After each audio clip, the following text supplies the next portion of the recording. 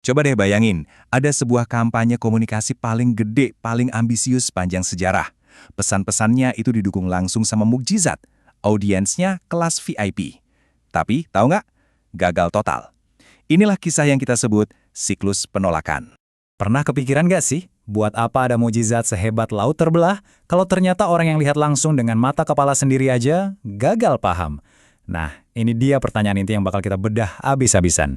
Oke, kita mulai ya. Biar kita ngerti kenapa kampanye komunikasi ini bisa gagal, kita harus kenalan dulu sama audiens utamanya, Bani Israel.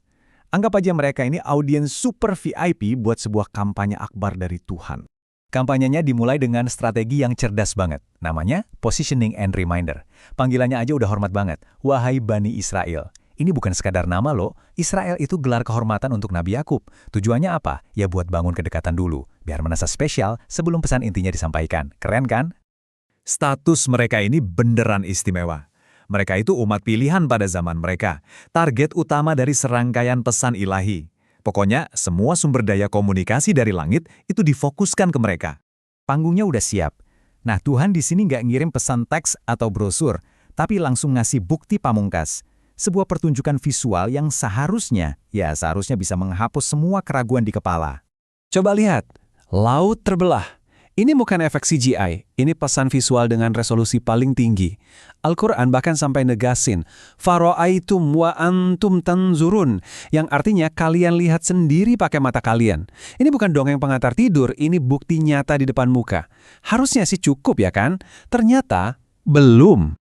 Nah, dari sinilah ceritanya mulai aneh. Setelah mereka menyaksikan mujizat terbesar sepanjang masa, kita bakal lihat keretakan komunikasi pertama yang jujur aja bikin kita geleng-geleng kepala. Jadi gini ceritanya. Musa, sang komunikator utama, kan pergi tuh selama 40 malam buat nerima wahyu. Ditinggal sebentar doang, mereka malah bikin patung sapi dari emas terus disembah. Padahal baru aja lihat laut terbelah buat nyelamatin mereka. Logikanya di mana coba? Dalam ilmu komunikasi, fenomena ini disebut noise atau gangguan. Pesan inti tentang tauhid yaitu menyembah satu Tuhan langsung rusak parah begitu komunikator utamanya nggak ada. Ini nunjukin kalau iman mereka itu masih nempel ke orangnya, ke Nabi Musa, bukan meresap ke dalam hati. Begitu figur sentralnya hilang, pesannya ikutan hilang. Oke, kalau tadi itu kasusnya salah paham, karena ditinggal, sekarang levelnya naik drastis jadi pembangkangan yang super arogan. Permintaan mereka makin-makin gak masuk akal. Kata kuncinya di sini adalah jahratan, yang artinya lihat langsung, pakai mata telanjang tanpa perantara. Intinya mereka bilang, kita gak percaya sama lu Musa, kita maunya lihat langsung bos besarnya. Ini tuh gagal nalar total, minta bukti fisik buat sesuatu yang sifatnya metafisik. Ya, ini tuh persis kayak kita nggak percaya sama laporan manajer kita, terus kita nekat minta video call langsung sama CEO-nya alam semesta.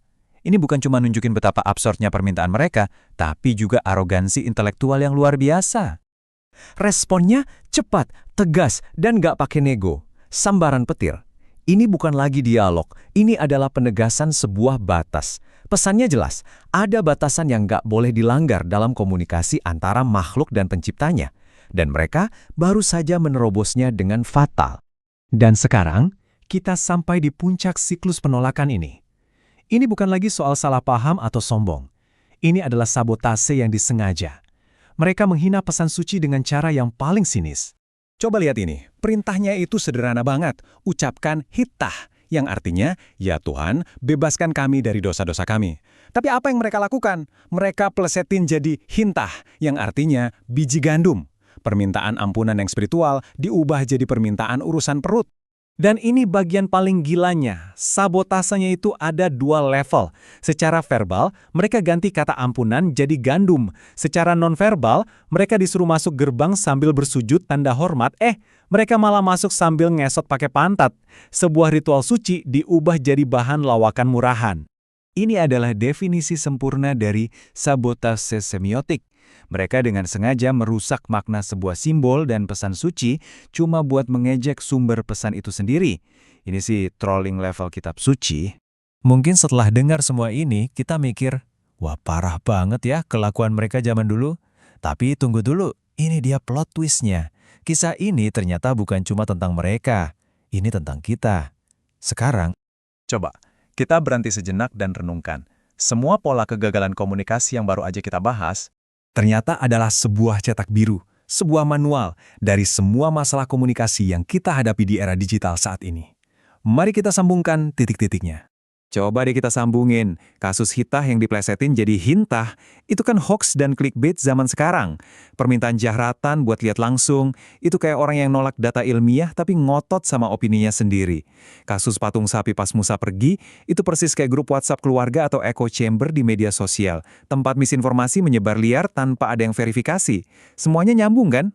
Jadi pertanyaan besarnya adalah, jangan-jangan kita semua ini sebenarnya lagi mengulang siklus penolakan yang sama persis di lini masa media sosial kita setiap hari. Memelesetkan berita, menolak fakta, menyebar misinformasi. Kalau dulu hukumannya petir, hukuman versi digitalnya mungkin hancurnya kepercayaan di masyarakat kali ya? menurut kalian gimana? Di mana lagi kita bisa lihat siklus penolakan ini terjadi di zaman sekarang? Tulis pendapat kalian di kolom komentar ya. Ayo kita diskusi bareng. Terima kasih banyak sudah menyimak sampai akhir. Kalau kalian dapat pencerahan baru dari pembahasan kali ini, jangan lupa buat like, share, dan subscribe channel Belajar. Semua sumber referensi yang kita pakai ada di kotak deskripsi di bawah. Sampai jumpa di pembahasan berikutnya.